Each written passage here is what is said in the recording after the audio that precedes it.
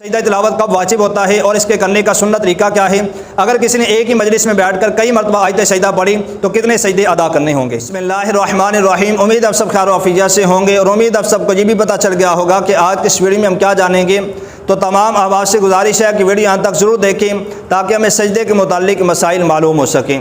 تو سب سے پہلے یہ بات یاد رکھیے، آیت سجدہ پڑھنے سے یا سننے سے سجدہ تلاوت واجب ہو جاتا ہے، اور پڑھنے میں یہ شرط ہے کہ بغیر کسی عذر کے اس کے خود کے کان سن سکیں، یعنی کوئی شور و غل نہ ہو اور نہ ہی کوئی سننے کا مسئلہ ہو۔ تو اس صورت میں پڑھنے والے پر بھی اور سننے والے پر بھی سجدہ تلاوت واجب ہو جاتا ہے۔ اور سجدہ واجب ہونے کے لیے پوری آیت کا پڑھنا یا سننا ضروری نہیں ہے، بلکہ وہ لفظ جس میں سجدے کا مادہ پایا جاتا ہے اس سے پہلے والا لفظ اور آگے والا لفظ ملا کے پڑھ لیا تو پڑھنے والے پر بھی اور سننے والے پر بھی سجدہ تلاوت واجب ہو جائے گا۔ اور اسی طرح آیت سجدہ کا اگر کسی نے صرف ترجمہ پڑھا یا سنا، چاہے وہ کسی بھی زبان میں ہو، عربی میں ہو، فارسی میں ہو، اردو میں ہو، تو اس صورت میں پڑھنے والے پر بھی اور سننے والے پر بھی سجدہ تلاوت واجب ہو جاتا ہے۔ اور اگر کسی نے آیت سجدہ جو ہے وہ صرف لکھی یا دیکھی تو اس صورت میں سجدہ تلاوت واجب نہیں ہوتا، بلکہ سجدہ تلاوت اس وقت واجب ہوتا ہے جب کوئی اسے پڑھتا ہے یا سنتا ہے۔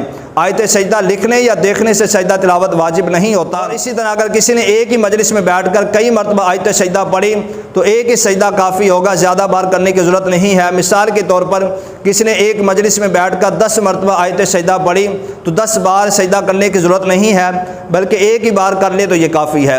اور اگر ایک مجلس میں کئی مرتبہ آیت مبارکہ سنی تو اس صورت میں بھی ایک ہی مرتبہ سجدہ کافی ہوگا، زیادہ بار کرنے کی ضرورت نہیں ہے۔ اور سجدہ تلاوت کی شرائط وہی ہیں جو نماز کی ہیں، سوائے تکبیر تحریمہ کے طہارت، ستر عورت، استقبال قبلہ، وقت اور نیت۔ جب کسی نے سجدہ تلاوت ادا کرنا ہے تو ان 5 شرائط کا پایا جانا ضروری ہے۔ طہارت سے مراد یہ ہے کہ بدن، لباس اور جس جگہ اس نے سجدہ کرنا ہے اس کا پاک ہونا ضروری ہے، ستر کا چھپا ہونا ضروری ہے، قبلے کی طرف منہ کا ہونا ضروری ہے، وقت کا ہونا بھی ضروری ہے اور نیت کا ہونا بھی ضروری ہے۔ اب سجدہ تلاوت کرنے کا سنت طریقہ کیا ہے، آئیے یہ بھی سیکھ لیتے ہیں۔ جب سجدہ تلاوت ادا کرنا ہے تو اس کا طریقہ یہ ہے کہ پہلے نیت کریں گے، نیت کرنے کے بعد اللہ اکبر کہتے ہوئے سجدے میں جائیں گے، 3 بار سبحان ربی الاعلیٰ پڑھیں گے، پھر اللہ اکبر کہتے ہوئے کھڑے ہو جائیں گے۔ اللہ اکبر کہتے ہوئے سجدے میں جانا اور سجدے سے اللہ اکبر کہتے ہوئے کھڑا ہونا یہ سنت مبارکہ ہے، اور کھڑے ہو کر سجدے میں جانا اور سجدے سے کھڑا ہونا یہ مستحب عمل ہے۔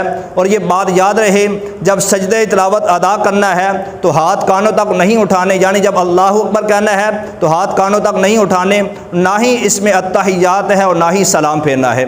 اگر کوئی آدمی بیٹھ کر بھی سجدہ تلاوت ادا کرتا ہے تو تب بھی اس کا ادا ہو جائے گا۔ اس کا طریقہ یہ ہے، نیت کرے، اللہ اکبر کہتے ہوئے سجدے میں جائے، 3 بار سبحان ربی الاعلیٰ پڑھے، پھر اللہ اکبر کہہ کے التحیات میں بیٹھ جائے۔ اس میں نہ التحیات ہے اور نہ ہی سلام ہے۔ اگر کسی نے نماز کی حالت میں سجدہ تلاوت پڑھا تو پھر فور ادا کرنا ضروری ہے۔ اگر نماز کے علاوہ کسی نے سجدہ تلاوت جو ہے وہ پڑھی تو اس صورت میں پھر فور کر لے تو بہتر ہے۔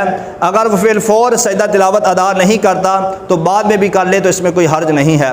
اور آیت سجدہ کی فضیلت بہت زیادہ ہے۔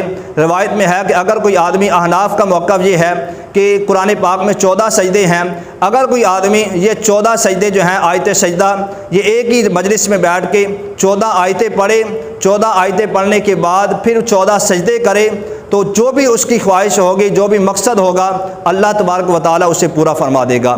اب چاہے تو وہ ایک آیت پڑھے پھر سجدہ کرے، پھر دوسری آیت پڑھے پھر سجدہ کرے، چاہے اس طرح ایک آیت پڑھ کے سجدہ کرے، دوسری پڑھ کے، تیسری پڑھ کے، اس طرح اپنا جو ہے مکمل کر لے، چاہے 14 آیتیں اکٹھی پڑھ کے پھر 14 سجدے اکٹھے کر لے، اس کے بعد اس کا جو بھی مقصد ہوگا اللہ تبارک و تعالیٰ اسے پورا فرما دے گا۔